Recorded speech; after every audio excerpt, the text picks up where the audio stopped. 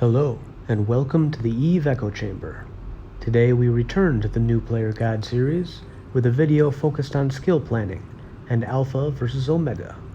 By the end of this video, you will be able to look at any ship in the game and figure out exactly what skills you need to train to maximize that ship.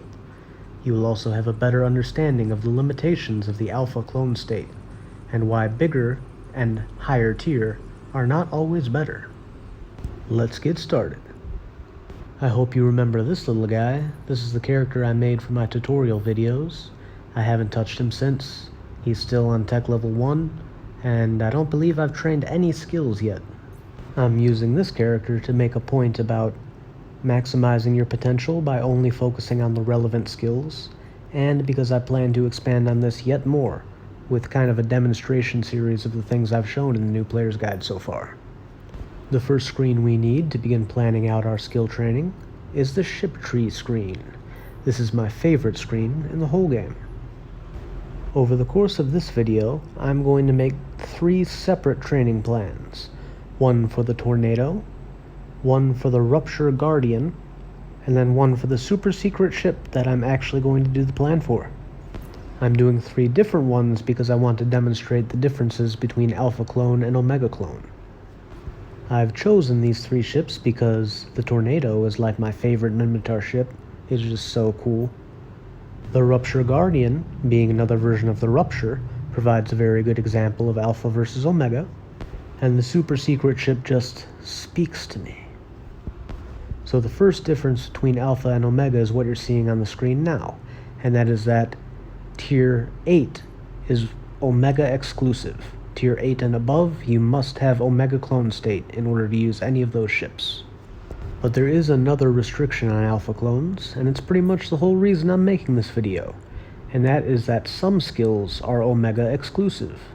When I check out the traits on this here Rupture Guardian, you'll notice it was Tier 7, so it's something we can fly as an Alpha clone, but its bonuses come from the advanced skills, which cannot be trained on Alpha clones. So an Alpha clone flying the Rupture Guardian will not benefit from extra shield capacity or additional medium turret cooldown. However, you will benefit from these if you fly the normal Rupture, which only relies on the normal skills. Because of little differences like this, I suggest you make 2 skill plans, even if you know you will always have Omega, because sometimes stuff happens. So here you can see, scrolling by, are all of the skills that I found to benefit the Tornado.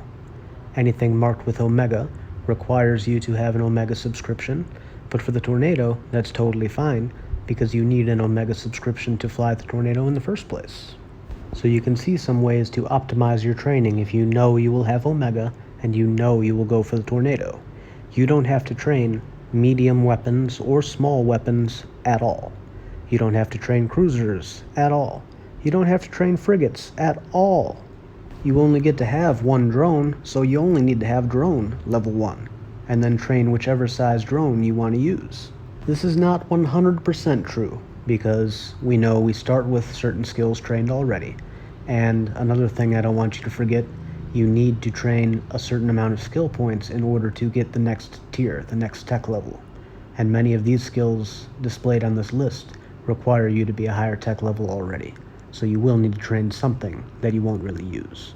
But if you want your character to be doing everything, like mining and industry and business, you can train all of those skills and not waste any SP on ship skills that you don't want. But that was the easy example. Let's go to the second example, Rupture Guardian versus Rupture. When you choose your own ship and you make your own list, you're going to have to use that first skill I ever taught you in that noob video. You need to read the ship description, as I showed you in this video, and then you have to go through the skill list and read all of the skills. Another example of some skills you don't have to waste here.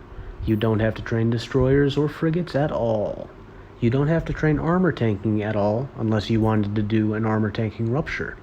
And then if you did not want to use shields, even though the Rupture gets bonuses to shields, you wouldn't have to train shield training.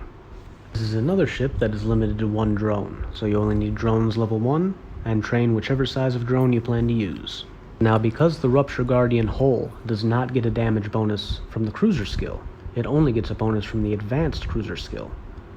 It shows that it only has 3 turrets against 4 turrets with a 20% rate of fire increase. Rupture Guardian does have some things the Rupture doesn't have, like the shield field module, but in terms of running encounters and things like that, DPS is more important.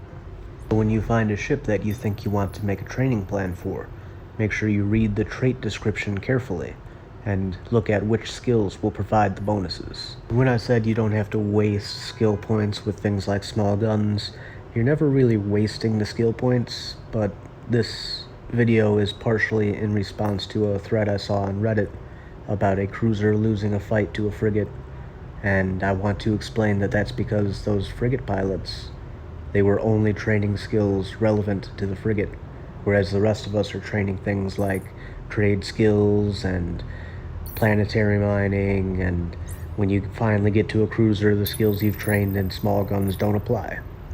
There isn't as much competition right now in EVEEchos, but it's been a long-standing piece of knowledge that just because you can sit in the ship does not mean you should be using the ship.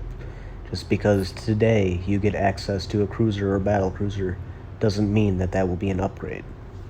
And on the topic of small ships, I will reveal the ship that I'm actually making a plan for. I'm going for the Executioner 2. Similarly to the Rupture and the Rupture Guardian, I'm comparing the Executioner 2, which is a very low tier, to the Punisher up at tier 7. Because the Punisher at tier 7 also requires the advanced skills, so it's not actually getting a bonus to damage. The Executioner 2 ends up having more effective turrets. This is a term used in EVE Online as a way to imagine how good a damage bonus actually is. It works because when you compare 2 different ships like destroyers, for example, and one has 3 turret slots, one has 4 turret slots, you know which one's better right away. Now, it's very important to note here that for my other skill plans, I've been showing you skills all at level 4. The 20% fire rate bonus for the Rupture was only with cruisers 4, but for this example, I'm taking frigate all the way to 5. That's because this skill really doesn't take very long to train, and it makes the math so much easier. And finally, to answer the question I'm sure you're asking me, why did I switch to an Amarr ship when I'm a Minmatar character? Well, that's because this Minmatar character is exceptionally intelligent. He is an Amatar. The Amatar are the Minmatar who willingly joined their Amarr masters because they saw, hey, these guys have the prettiest ships. May I also implore you to please do the gameplay survey. If you love the game, tell the devs what you love. If you hate the game, it gives you a chance to tell them everything you hate about it. For full transparency, I have my gameplay survey right here. I just filled it out when I was recording this video. As you would expect of a guy who makes videos for the game every day, I love pretty much everything. The only box where I might have said something negative was like the manufacturing, and I wanted to choose that I think Alpha is too weak compared to Omega because of what I covered in this video today. But I didn't actually end up taking that box because I'm undecided at the moment. I think it remains to be seen whether or not Alpha is too weak, but I do feel like overall Alpha is weaker than in EVE Online.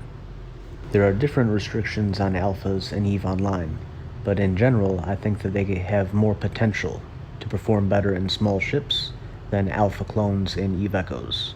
But overall, very impressed with EVEEchos, better than I would have expected if you told me EVE was coming to mobile. And if you are interested in following the journey of this Amatar character as he fights against the enemies of the Empress, look forward to seeing my future videos. I'm going to be using this character for the foreseeable future, at least until the game comes out in the App Store in my country. This has been the EVEEchoChamber. Thank you for watching. Fly safe. Amarr Victor.